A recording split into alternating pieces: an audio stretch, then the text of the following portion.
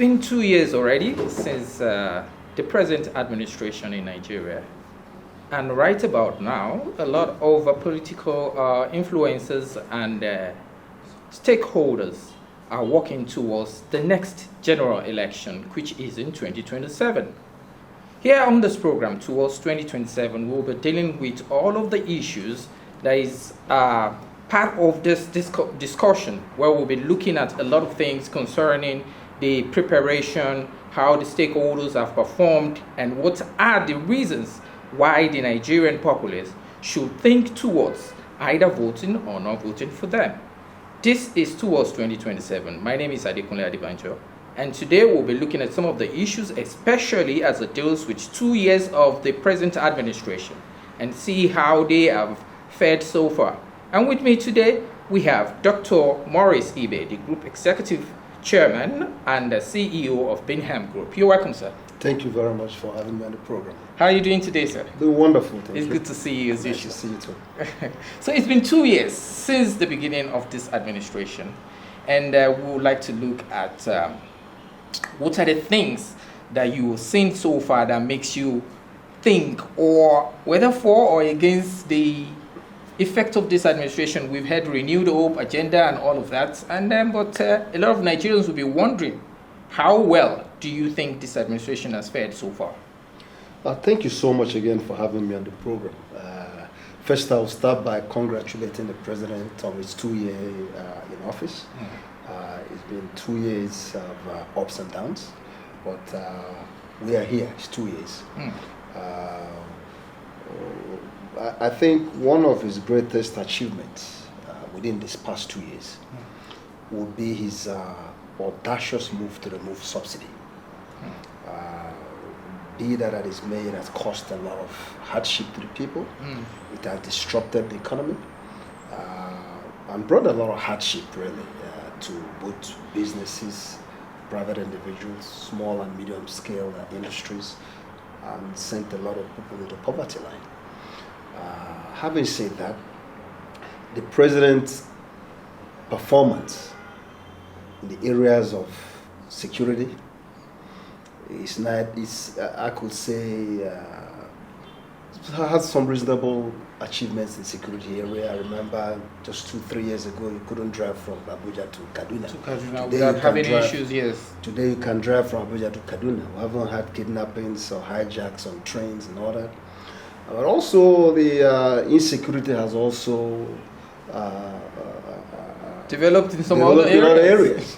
So you have to balance the pros and the cons, his achievements and lack thereof in some areas. We have a president who is bold, who's audacious. We all believe he has capacity and ability to do big things. Unfortunately, he hasn't used his audaciousness, boldness to do some of the things Nigerians thought he could do. What are some of those things? You want to give us one or two so that we can... Absolutely. Let me think, let's start from the removal of subsidy. The president removed subsidy. Everybody would have removed subsidy if he became president of Nigeria. That should be a top priority. But the way it was done was very wrongly done. The implementation. He said it wasn't in his speech. He just came and spontaneously he did it. No president of the Federal Republic of Nigeria should remove subsidy the way it was removed. Without plan. Without plans. You had all the refineries comatose. No alternative plans. You haven't put the mechanisms in place to create a shock absorber for what was to come. You just get up, you remove subsidy, and hell broke loose. From the farmers in the rural agricultural areas to the urban dwellers, city men, everybody just literally collapsed overnight. Fuel went from 200, 100 and something naira per liter. Over 1,000 naira. 1,000 naira. And that disrupted our total.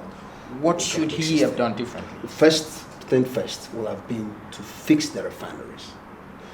You cannot remove subsidy. You cannot remove subsidy without making sure at least 2 of your 4 refineries were working. So you can have enough supply and not keep importing when you remove subsidy in order to checkmate the escalation of prices. Because what created the price escalation was that you remove subsidy and you were still importing fuel.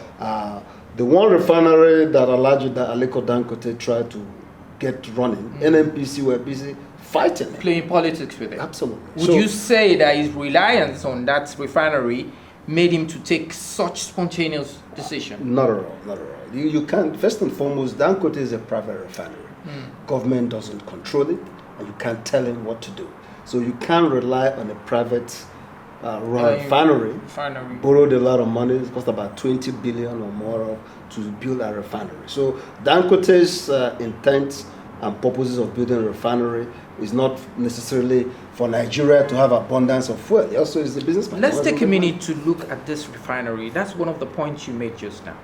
We have history as regards this refineries, how many times they've done a turnaround, maintenance on it, and still not working. Do you think, by any chance, is one of the reasons why he couldn't wait to do that, take that decisions, knowing fully well that it's going to, the federal government has to pay a lot of money for the subsidy as soon as it gets inside, where there's no money to pay for it? An interesting question. Let me put it this way. I remember I started by telling you that we all, those of us who knew this president from Lagos and his history in politics, felt like he's a bold person, he's an audacious leader, absolutely, and has the political will and muscle. That's what everybody thought. When he removed subsidy,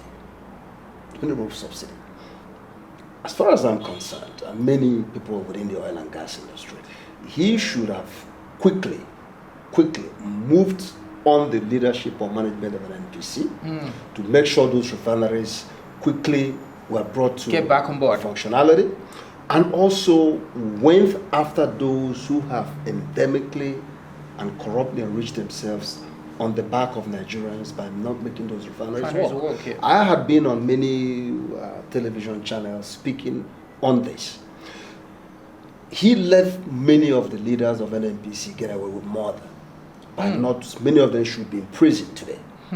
You cannot spend $2.5 billion on a refinery that is not producing 1 liter of PMS. Every year. If you add Kaduna and Warri, another $2.5 billion, they can't produce 1 liter of PMS.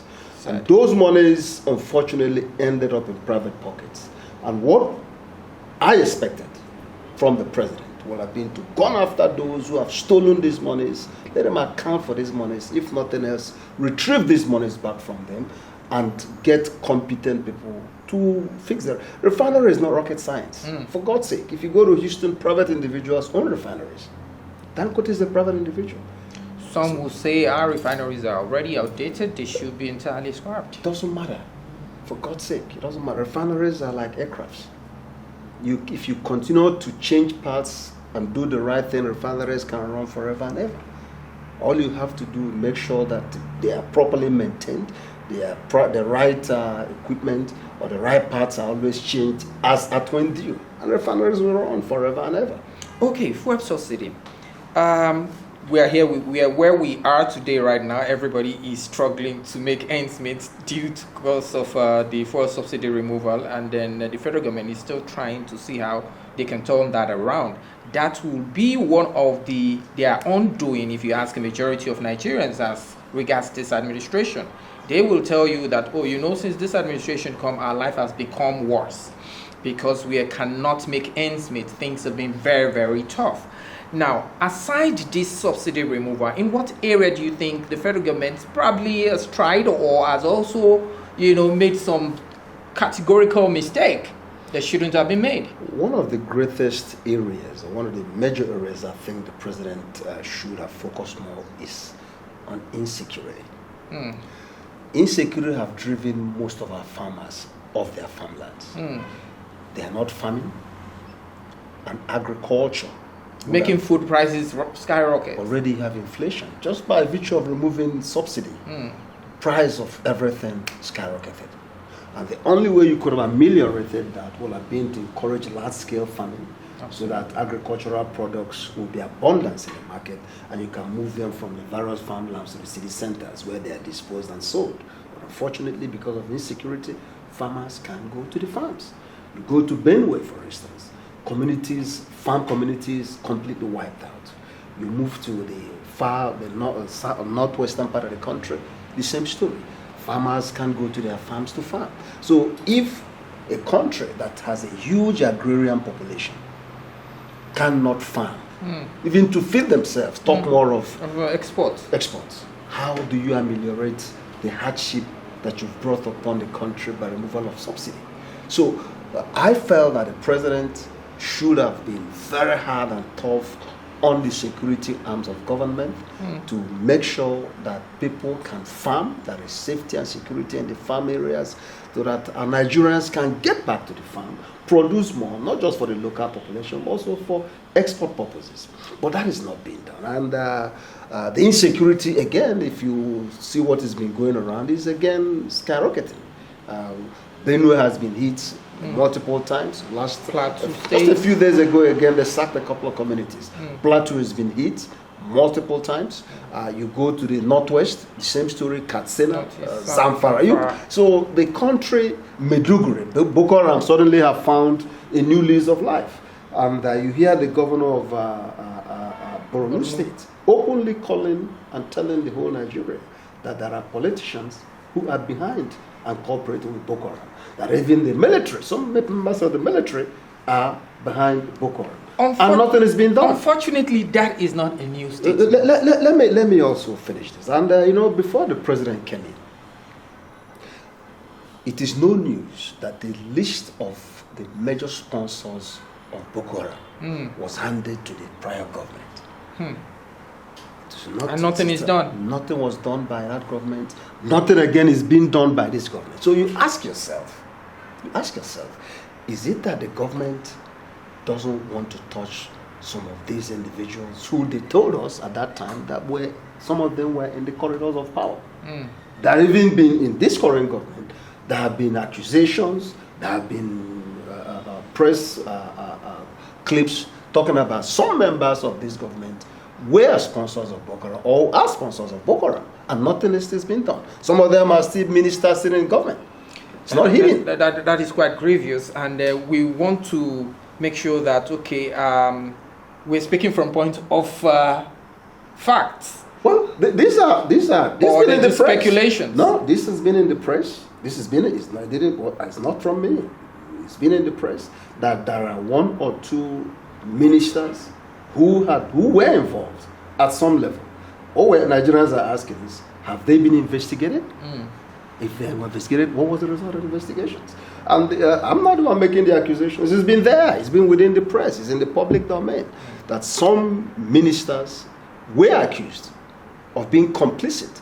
The governor just came out a week ago and said it openly. I'm not the one saying it. Zulum publicly called and said that there are political elites. But you never mentioned any names. Well, that it is the responsibility of the government to investigate. What happened to the list that was given to the previous government? Had that list suddenly disappeared? There was a list. Every Nigerian who lives here, remember that there was a list handed over to the previous government. So are you now telling me that this government is oblivious of that fact? Government is a continuum. So if the past government did not want to investigate it, maybe because they didn't want to. What stops this one from doing so? So when I talk about this president being known as somebody who's bold and audacious, these are some of the things Nigerians are looking for him to stand up and be counted. Okay, now we have insecurity, we have a refinery subsidy removal. Seems like we have only been able to mention two of his undoing. The present administration, do you think there are any areas in which they have achieved one or two milestones that you can recall? I said removal of subsidy was a major one. It just was done wrongly. That's number one. It was a good and a bad one. Yes, it was in between. It dislocated our entire economic activities. But it's a good. It was supposed to have been done. And many people felt it had to be done, and it's been done. Now, the areas is the tax reform. I think the tax reform is a good thing. hopefully by the time it's fully implemented, Nigerians will feel the full impact of the tax system. What other areas have the government been, you can say they have done well? Again, what about infrastructure? So far, it is difficult for us to say infrastructure. Why do I say that?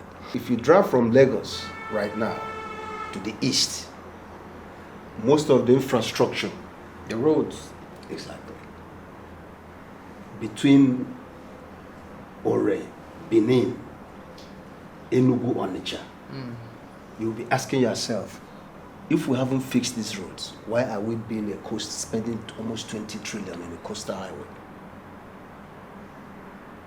You ask yourself, if you have not fixed your existing road infrastructure, why are you spending 15, 20 trillion on Lagos-Calabar on a Lagos-Calabar coastal highway?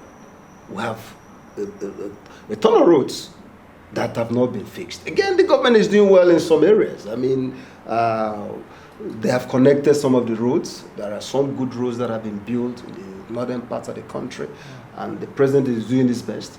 But there has to be some level of prioritization. Some people will say Minister Dave Umahi, he is one of the best ministers that this administration has because of some of his achievements concerning the roads. You talk about, they talk about East-West Road and some of major roads around the country like that. How many kilometers of road they have actually repaired and working on presently.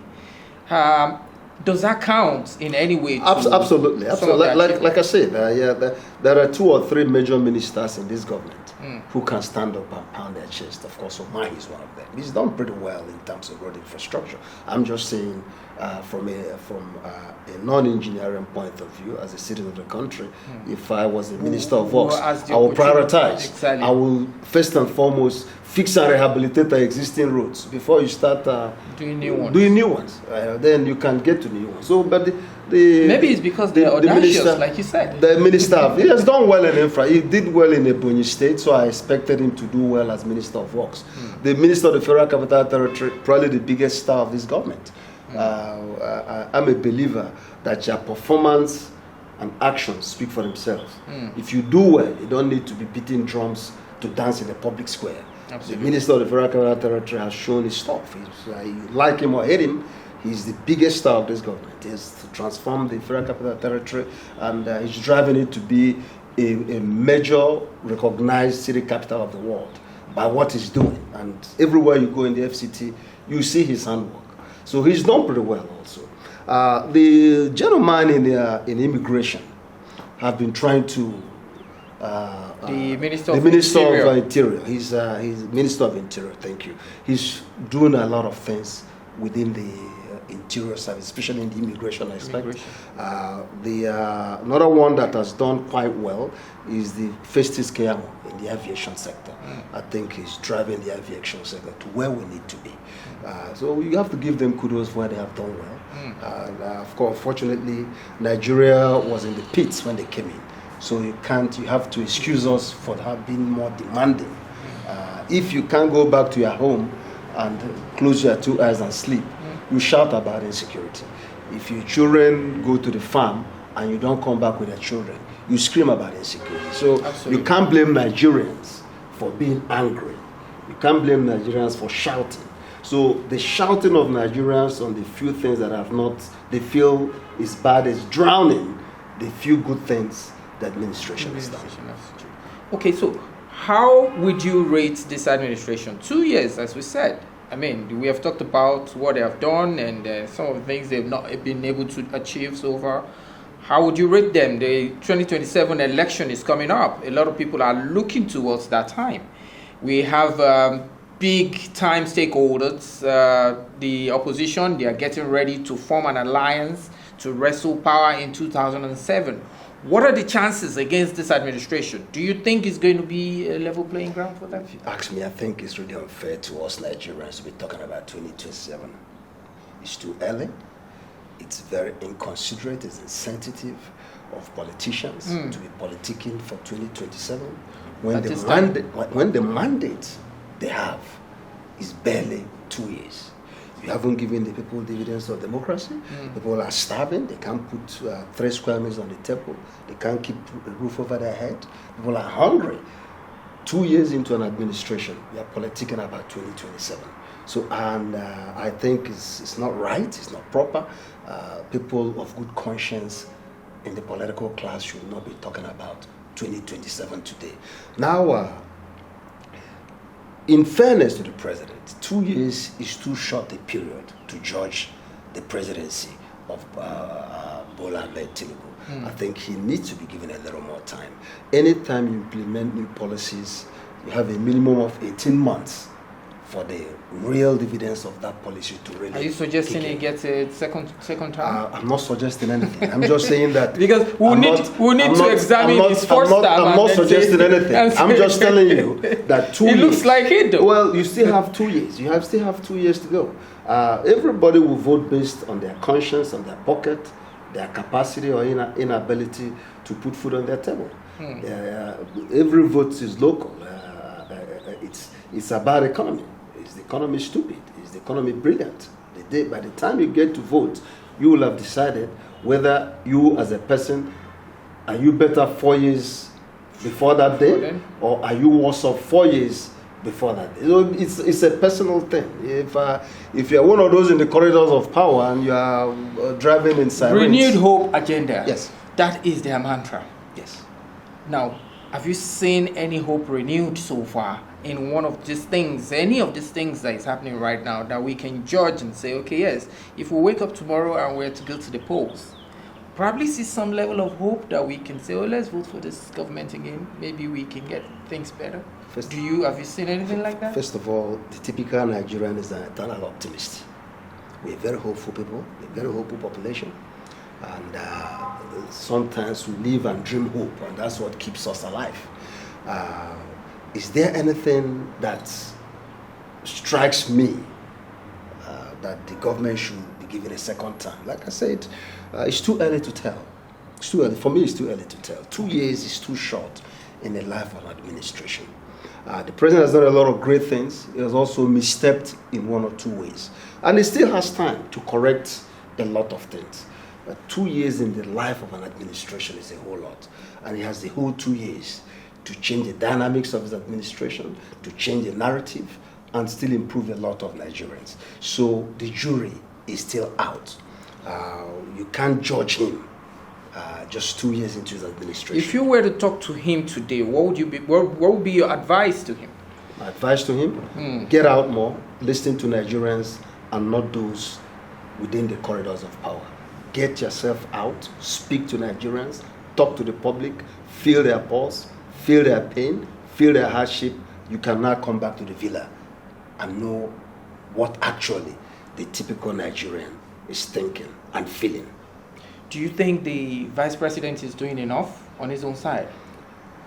The buck does not stop on his desk. I know, but at the team, I mean, you remember when Buhari was there. Yes. Osinbajo was very active.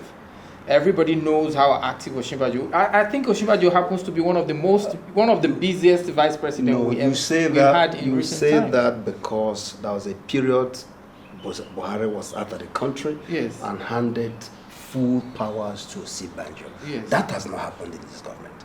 Osinbajo acted as the full president within a period of time. I don't know if it was 6 months or 3 months, but they had the full authority of the president when the president left to London for medical treatment. He acted, made decisions, was all over the country, was everywhere.